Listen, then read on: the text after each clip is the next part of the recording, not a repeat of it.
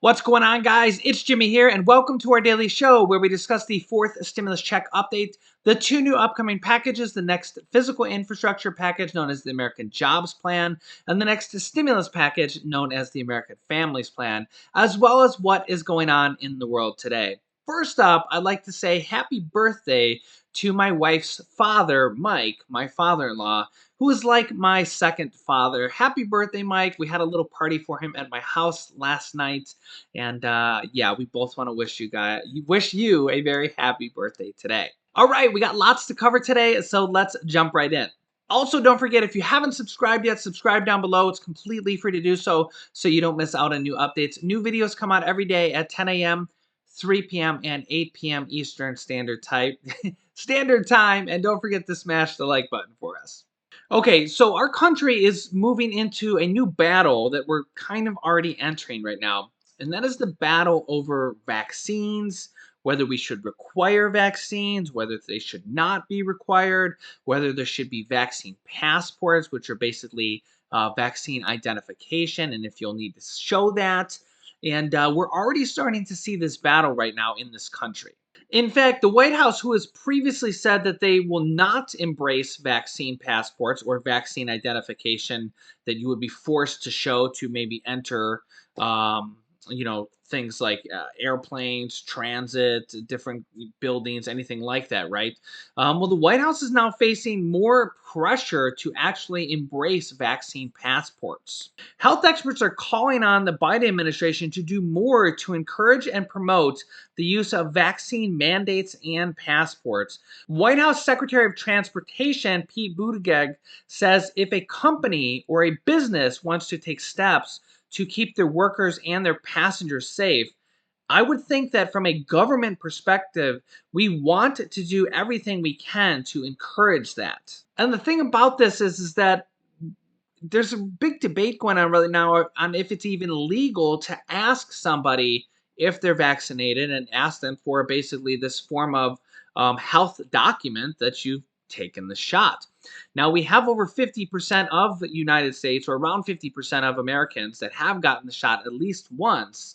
But this is kind of the debate we're seeing on. Yesterday, the Bruce Springsteen concert on Broadway was actually only open to people who have gotten their vaccines, and they had to verify that they got their vaccine to actually go into the concert. There was about 3 dozen anti-vaxxer protesters outside of the concert because the concert was only allowed to people who had gotten vaccinated. Bruce Springsteen himself said, "It's scary, scary times right now, filled with confusion." Now, remember, private businesses like that are allowed to not let you in their business if you're not vaccinated. Now, whether or not they're allowed to ask you for the vaccination is a little bit of a stickier situation, but businesses are allowed to do this to not let you in their place of business if you're not vaccinated, if that is their policy. Now, while this is happening, we're also seeing mask restrictions being reduced in a lot of areas. In fact, a bipartisan group of senators are asking the CDC and the TSA when they will update mask guidance for travelers and airplanes, and when they will actually reduce restrictions on mask using, if they will, in the near future. So like I said, we're kind of seeing this battle where some people are forcing you to have the vaccine to be able to enter a concert or maybe even a sporting venue or a cruise ship. We're already starting to see those things, but then we're also seeing some Republican governors ban the use of vaccine passports where they make it illegal in their state to even ask for that, as well as the easing of restrictions on some masks. Now, some places are taking this a step further. Get this, Philippine President Rodrigo Duterte threatens to jail those in the Philippines who refuse the COVID-19 vaccine. Yeah, you read that right. As you can see here, the Philippine president has threatened to jail people who refuse to be vaccinated against coronavirus as his country battles one of Asia's worst outbreaks with more than 1.3 million cases and 23,000 deaths. He says on a televised address on Monday, says, quote, "You choose vaccine or I will have you jailed," He said this on TV following reports of low turnouts at several vaccination sites in the capital of Manila. Now, his remarks contradict those of his health officials who have said that while people are urged to receive the vaccine, it was voluntary. He says, quote, "Don't get me wrong, there is a crisis in this country. I'm just exasperated by Filipinos not heeding the government." Yeah, so like my father would say, it could always be worse. Let me know your thoughts on this and let me know what you think of the battle going on right now in our country. Where do you think this is going to end up? Do you think it's going to end up where one side wins, where we're going to see nobody allowed to ask for vaccine passports or vaccine identification? Or do you think we're going to see a large movement where we see lots and lots of businesses, potentially even more than businesses, require a vaccine to enter the premises? Let me know your thoughts on this. And they're actually kind of struggling with this right now for the Summer Olympics that are going to be starting soon in Japan. The Japanese emperor says, quote, he's extremely worried that the Olympics could speed up the COVID-19 spread, and any foreigners are not even allowed to go to the Olympics in person. You have to actually be from Japan to be able to go in person to the Olympics. So, yeah, not only do you can't even go if you have a vaccine. If you're not from Japan, you physically can't go to the Summer Olympics unless you're competing in the Olympics. So yeah, it's a crazy world out there. And for the rest of this year, I think we're going to honestly see this type of battling back and forth. You have people who are like dead set against getting the virus, getting the vaccine at all, getting the virus too, right? And then you have people that think the other side is crazy for not. How could you not get the vaccine? And it really just shows how divided our country is. But we do have about, as you can see here, 322 million doses have been given in the US. 152 million people are fully vaccinated. Almost 50% are fully vaccinated, and over 50% of the people in the United States are at least partially vaccinated. Now, the ways to pass the next stimulus check package are really kind of being more pushed for, not only by Democrats in Congress, because there's over 100 Democrats that want a forced stimulus check or even monthly recurring stimulus checks, but the online petition at change.org continues to grow in support with now over 2.4 million signatures.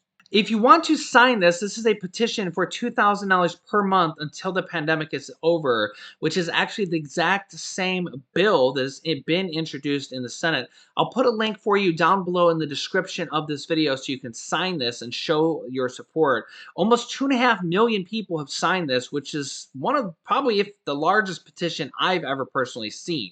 In fact, this actually mimics the bill that has been introduced in the Senate by Senator Ed Markey and Elizabeth Warren that are pushing President Biden for $2,000 monthly stimulus checks that would go until the pandemic is declared over. There's actually some big names, over about 28 different senators in just the Senate alone, which is over half of the Democratic senators in the Senate are actually in favor of this Senate bill, which is not just for a fourth stimulus check or a single stimulus check, but actually for monthly recurring stimulus checks to be included in this next infrastructure package. There is actually a ton of money being considered for these next two packages combined. The Democrats are considering as large as $6 trillion for the two packages combined, the next physical infrastructure package and the next stimulus package. So there would be plenty of money included for at least a single stimulus check or monthly recurring stimulus checks. Remember, the $1,400 third stimulus check costs around $400 billion. So that is, what is that, like 7% of the total of a $6 trillion package. So yeah, there's a lot of money that could be used for stimulus checks. In addition to this, there's also about $2 trillion that's being whittled down a little bit of money that has been passed from the previous stimulus packages, the Trump stimulus packages and the Biden stimulus package, that hasn't been sent out for various stimulus programs or like paycheck protection program and different programs that maybe the criteria is too stringent. And there's $2 trillion that a recent Congressional Budget Office report said is still available. Now, Republicans want to use $600 billion of that from that bipartisan agreement to help pay for the next physical infrastructure package, which they do have a deal with as long as the Democrats end up going along with it. We'll see on that. Where it takes $600 billion of that old stimulus money and uses it towards the infrastructure package, and then also $600 billion of new money. So if they take that $600 billion along with the $350 billion that just went out to states, cities, and counties. By the way, last night I did a new video on state, city, and county stimulus checks and stimulus programs that are going out right now and or going to be available here very soon that could put thousands of dollars in your pocket. I'll link you to that video at the end of this. If you didn't see that, you definitely want to watch that video. But even with taking the $600 billion for the next infrastructure package and the money that just went out to states and cities, there's still about $1 trillion of stimulus money that has already been approved from the previous stimulus check packages. So they could actually send out like two and a half $1,400 stimulus checks. So what would that be? $2,800, maybe $3,500 each per person, or let's say three stimulus checks of $1,000 each, some monthly recurring stimulus checks there without even passing any new money. And there are Democrats that are saying that they should repurpose this stimulus money that's sitting there and use it for the next round of stimulus checks. Now, they can't just send it out and give it to you in a check or use it for anything that it wasn't purposed for without voting on it. So we could see that come into play with the next stimulus package, that they might use part of that money or all of that money for the next stimulus check and the next stimulus package. As you probably know, if you've been watching this channel, there's about 20 different items that are currently proposed to be included in this next stimulus package, which we won't really know everything that's in there until the day they pass it. We've seen this where the second stimulus check package, they added in the second stimulus check into that package. It originally started with no stimulus check. They added that second stimulus check in just 6 days before they passed it, because it was almost the same scenario now. There were so many people saying there has to be another check included in here. People need economic recovery. The economy needs economic recovery. We need help. And they had to include a second stimulus check because there were so many people pushing for it, like that 2.4 million people signing that petition on change.org, as well as all these different Democratic House representatives and senators that are pushing for it for a stimulus check. So in addition to a forced stimulus check, they're also pushing for Social Security increases. There's 3 different proposals to raise Social Security. Medicare expansion, which would have additional Medicare benefits like hearing, dental, vision, and hearing aids. A possible $25,000 new home buyer credit, which would be amazing. 2 years of free preschool, 2 years of free community college. 2 years of free college would be a real game changer. I'm not looking to go to college, but I think that would be an absolutely amazing thing for our country going forward, because a lot of people just cannot afford to go to college, and a lot of people would love to go to college. Even a lot of seniors would like to go to college just to take some classes, maybe use it for a job or something like that. But even just to go back and learn and be able to go to a few classes, I think for free would be pretty cool. But yeah, there's all these different proposals. We might see more money for the emergency broadband program, where the government will pay $50 per month towards your internet bill. I discussed that in my video from last night on the state, city, and county stimulus check programs, as well as we could see more mortgage assistance, rental assistance, property tax assistance. All these different programs are being negotiated on in the next package. Of course, another thing the Democrats want to do, but were not able to in the last package, is to raise the minimum wage. I do think we're going to see a bill for this probably after these packages to raise the minimum wage with Republican support somewhere around $11 an hour. As you can see here, retail workers are quitting at record rates for higher paying work, saying, quote, "My life isn't worth a dead-end job." Some 649,000 employees alone quit their job and gave their notice in April. Here's what President Biden has to say. I'm not being critical of y'all. I really mean this. It was legitimate questions you're asking me. Well, guess what? Employers can't find workers. I said, yeah, pay them more. And honestly, I have to agree with him here, because I am seeing this across the country through all these articles and interviews and everything I see, that a lot of employers are actually having to raise their own minimum wage, their own starting wage, to over $15 an hour or up to $15 an hour. as well as companies like Amazon, Walmart, and Chipotle, not only raising their minimum wages, or even McDonald's has a $500 sign-on bonus across the country. We're seeing companies like Amazon offer $1,000 sign-on bonuses in certain circumstances, in certain locations, and yeah, a lot of these companies are literally having to pay more than they used to. I don't know if it's because of the pandemic or because not as many people want to go back to work because some people are still scared about the virus. Some people are getting unemployment. And I mean, who's kidding who? I don't blame people. If you're getting $300 per week and you're getting $200 per week from original unemployment, you're making $500 a week on unemployment, and you were making $500 or $600 a week from your job. Who's kidding who? I mean, let's be real. I wouldn't be going back to that job either. But here's the thing about that, right? Is that, and again, I'm just a realist, not giving you a Democratic or Republican response. That's just being real, right? If you're making as much money on unemployment as to going back to job, I mean, it just kind of really makes sense, right?